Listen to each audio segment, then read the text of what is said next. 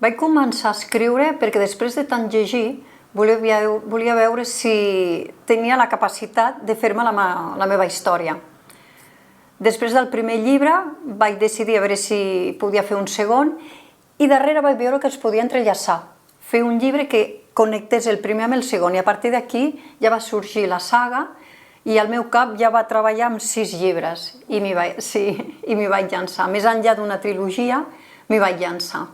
No, mai havia escrit abans. Vaig fer un llibre, ho vaig abandonar una mica, vaig fer el segon, ho vaig abandonar, i quan vaig agafar el tercer és quan vaig veure que podia fer alguna cosa més enllà. I vaig buscar una professional per treballar ja amb una cosa seriosa. Sí, quan vaig concebre que aquesta història senzilleta d'un senyor policia ja era un segon llibre, el meu cap començava a treballar amb el tercer i ho volia allargar perquè tenia moltes més coses a explicar, aleshores és quan vaig decidir fer-ho més professional, dedicar-me amb una mica més de serietat. El que jo havia escrit li vaig donar a una professional, aquesta professional em va dir que la història era molt bona, però el que era l'estil era molt dolent. Molt dolent vol dir que no sabia per on agafar-ho. Aleshores li vaig dir, però d'això se'n pot treure, vol dir, em pots polir. Va dir, sí, però serà treball. Vaig començar a escriure farà cosa d'uns 10 anys, amb aquesta professional portem els darrers 5 anys, fins tenir la saga completa. Sí, un cop va estar acabat, jo pensava plantar-me i ja està. Però aquesta correctora que havia llegit tota la saga, que veia la qualitat que havíem aconseguit, em va recomanar que no ho fes. Jo li agraeixo, la correctora es diu Elena Aranda, jo li agraeixo perquè si no el meu cap hagués mantingut aquesta saga amb un calaix tota la vida. Aleshores vaig decidir, si ja havia fet els 6 llibres, doncs un pas més enllà, que és un pas molt dur, és donar-lo a conèixer, començar a buscar editorial, començar a publicitar, començar a fer feinetes com aquesta d'aquí, buscar portades, buscar actors per fer els book trailers. Sí, el primer va venir la comprensió personal, que és veure totes aquestes coses bones i desgràcies que havia tingut a la meva vida. Quan trobes el per què, com ho has superat, què t'ha implicat, què t'ha modificat, què ha seguit igual, i ho vols plasmar. És aquest canvi de quan vaig decidir que de 2 o 3 novel·les fer una saga, aleshores vaig voler ficar amb aquests personatges, no només amb un, perquè un autor és tots els seus personatges, i cada personatge té o una mica de mi, o si no té experiències que jo he viscut. Per exemple, hi ha un personatge, un policia, que és company del personatge principal, l'Artur Seguí, que es diu Albert Horta. L'Albert Horta, no estic revelant aquí res de la saga, perquè surt gairebé al principi. Perd la seva dona, i la perd de càncer, i a més és fulminant. Jo vaig perdre la meva millor amiga de càncer, i va ser fulminant. I aquesta cançó de que quan un amigo se va algo se muere en el alma és veritat, perquè sents un dolor físic. És com si alguna cosa dins teu es trenqués, i tens un abans i un després. Un abans d'aquesta noia, es deia Carolina, un durante, que és la seva malaltia, i un després. I a més va ser molt trist, perquè la vaig veure degradar-se. Una persona molt viva, molt riallera, de sobte no era més que una ombra, i després ja no hi era. Molt, perquè t'hi fiques tant, et sents tan a gust amb aquelles persones que tu has creat, però un cop les has creat tenen la seva inèrcia, tenen la seva vida, i tornes perquè t'agrada, perquè a més no ha estat un llibre, han estat 6, i no ha estat un any, han estat 10.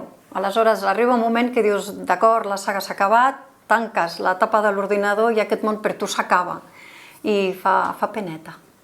Sí, d'anada i de tornada he vist persones que m'han inspirat, un personatge principal o personatge secundari, o n'he tingut somnis que quan m'he despertat he dit, ostres, això ho puc repercutir amb algun personatge. Somiar amb els personatges no, però sí coses d'ells, o vivències que dius, ostres, això ho he de plasmar d'alguna manera, pròpies i vivències dels altres que estan al meu voltant.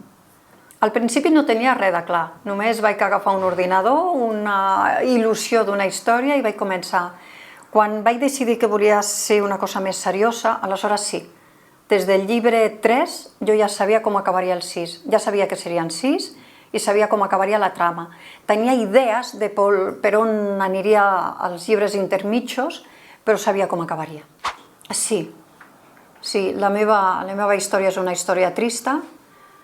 Jo he patit tenir un pare que era un mal home, avui dia se'ls defineix d'una altra manera, però és realment un mal home, van viure a casa coses que un nen no hauria de viure, això et marca per tota la vida. El meu pare no era un home violent físicament, però era un home molt violent verbalment. Les seves 3 paraules idònies per referir-se a mi, directament a mi, me les deia a mi, és que semblava subnormal, tal qual, parece subnormal, amb tots els seus rangs de la descripció. També em deia, és que eres fea i és que estàs gorda. Aleshores, al cap dels anys que això t'ho digui una persona que és qui més t'hauria d'estimar, fa mal i acaba penetrant. Vol dir que t'ho acabes creient. Als 18 anys jo em vaig tornar anorèxica, menjava una poma i un iogurt al dia. El cabell el portava per la cara perquè si soc lletja no insultaria la gent amb la meva cara pel carrer. I vaig deixar d'estudiar perquè si era subnormal evidentment no arribaria res a la meva vida, era inútil estudiar. La meva germana em va dir no ho deixis, fes qualsevol cosa, el que sigui, però no ho deixis. El meu germà em va portar al gimnàs, que vol dir si no t'agrades anem a buscar un altre tu. I la meva mare un dia em va trucar plorant i em va dir que per què li feia això amb ella.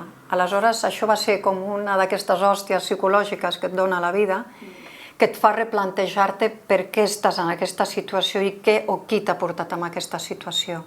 I envoltada d'aquella gent que era la meva família, que sí m'estimava, me'n vaig sortir. Al mateix temps, perquè el bullying també l'he patit, abans no li deien bullying, eren els companys del col·le que et deien ostres, com se passa. A mi el bullying me'l va fer la mestra, i a més era monja. Sí, és com si el delicte fos una mica més agravat. Això ho vaig entendre 20 anys després, que me la vaig trobar pel carrer un altre cop. Jo en aquella època tenia els 7-8 anys, i aquella dona estava d'alguna manera enamorada de mi, perquè tal com es va girar i em va mirar, dic, Daca, ara ho entenc per què ho feies. Davant de la classe em menyspreava, davant dels companys, que fins i tot els companys es giraven i em deien, ostres, com se passa? Perquè ho vegin nens de 7 o 8 anys de la teva edat, se'n donin compte que aquesta dona s'està passant amb tu, imagina't el que tu estàs visquent. A casa era el mateix. Doncs la meva vida va ser un pou que va començar a fer així fins que ja no... Veies fosc com aquesta taula. D'allà com em vaig sortir, vaig canviar de curs i vaig trobar una altra mestra que em va ajudar una mica, sense ella saber-ho, em va ajudar una mica. I això també, com forma part de la teva vida, ho vas paint a través dels anys, surt dins de les novel·les, reflectit amb uns personatges o els altres, però està per aquí. Sí, primer ho entens, i un cop tu ho has entès, quan vaig començar a escriure no era la meva prioritat ni la meva intenció, però després vaig veure que m'ajudava. Aleshores vaig seguir per aquest camí i vaig reforçar els personatges dins d'allò que jo volia tractar, sense el bien ni el mal, això no m'interessa, cadascú té el seu coneixement del bé i el mal, però sí que volia fer una presentació de lo que és una persona sentimental com era jo, o una persona absolutament mental, que és allò que em vaig haver de convertir per poder tirar endavant sense que aquest món m'enfonsés. El títol en un principi era en castellà, era Hubo dos sin tres, per la frase aquesta de nunca hay dos sin tres. Doncs el títol era aquest, Hubo dos sin tres.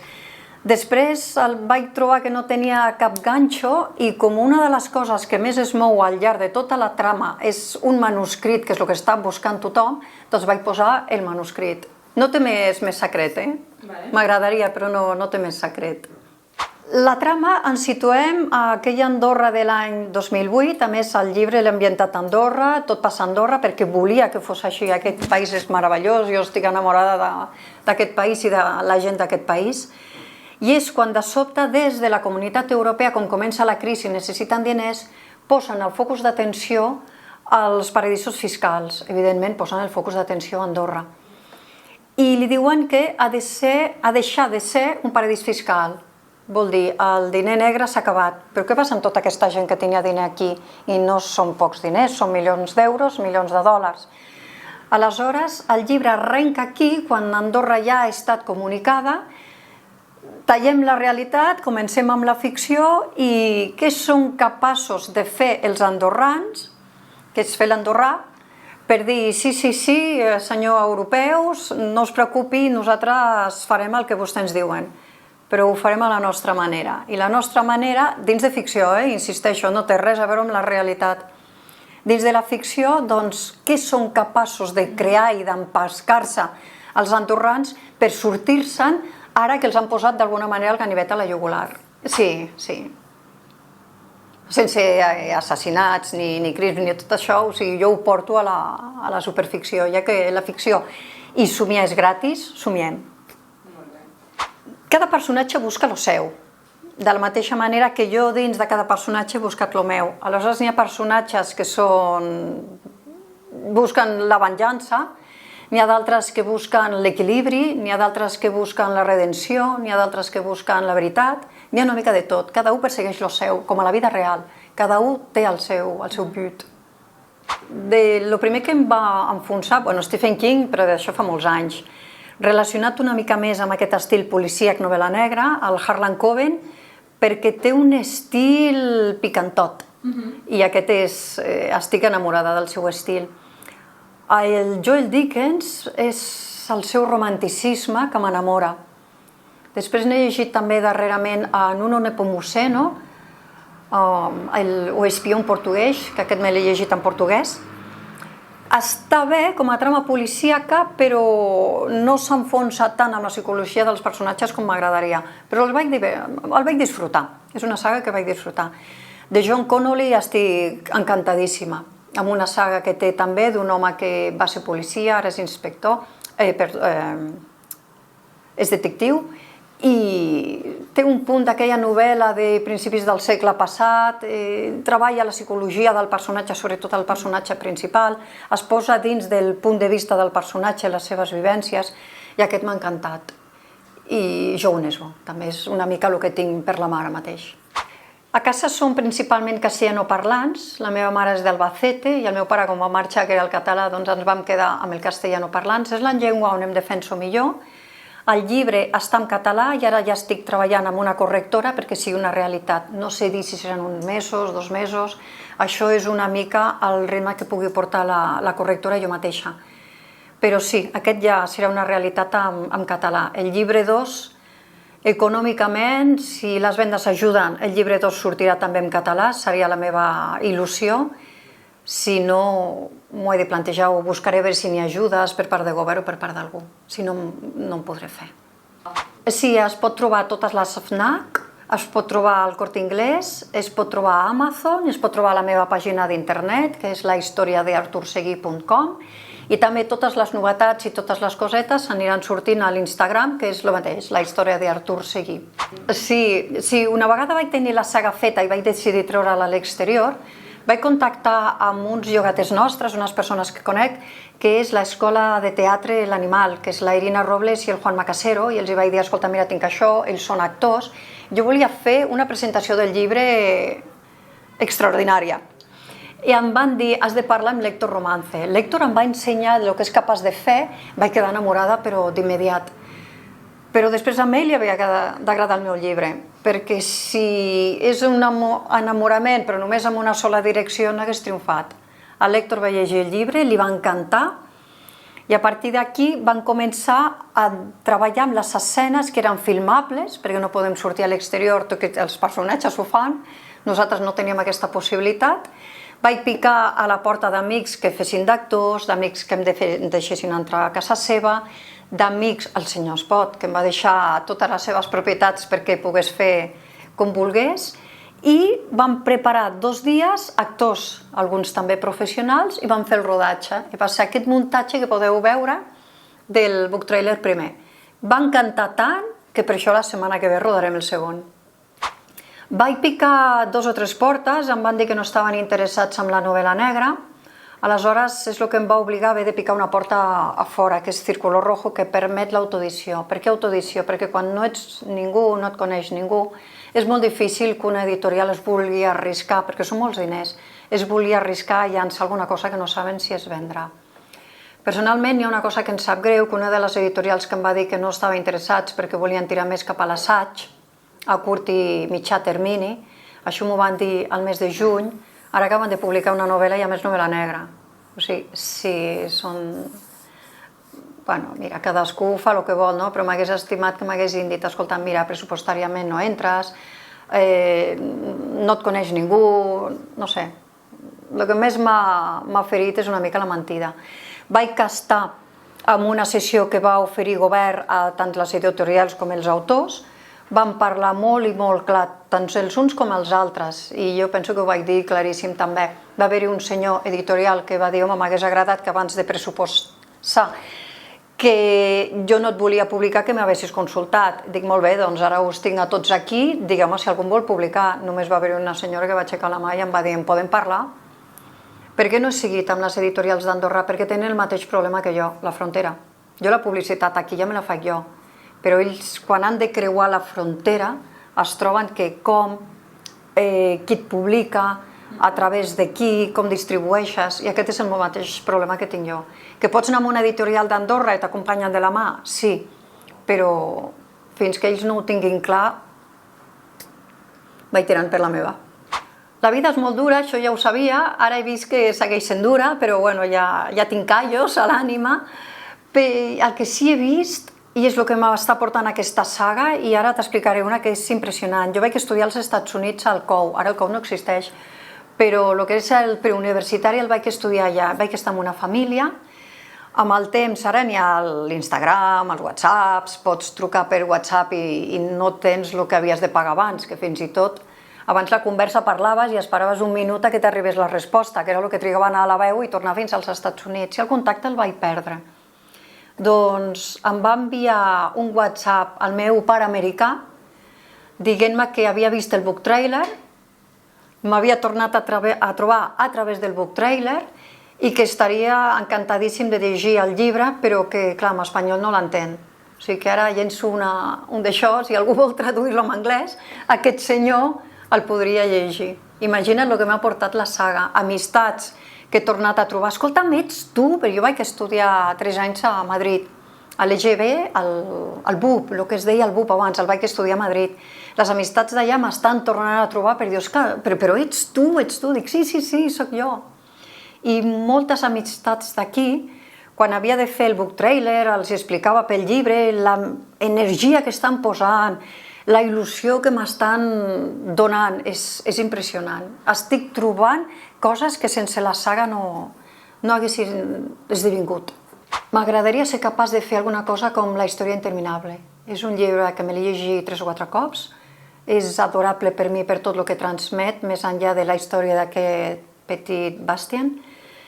I m'agradaria ser capaç d'escriure alguna cosa tan gran i tan meravellosa com el que va escriure aquest home.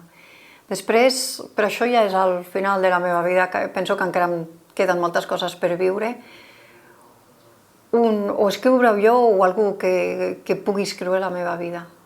No per ajudar a ningú, però si algú pot dir, mira el que ha patit, mira tot el que ha sofert, tot pel que ha passat, o com s'ha sortit, o fins on l'ha portat, tot el que ha trobat de meravellós, malgrat el que ha hagut de viure.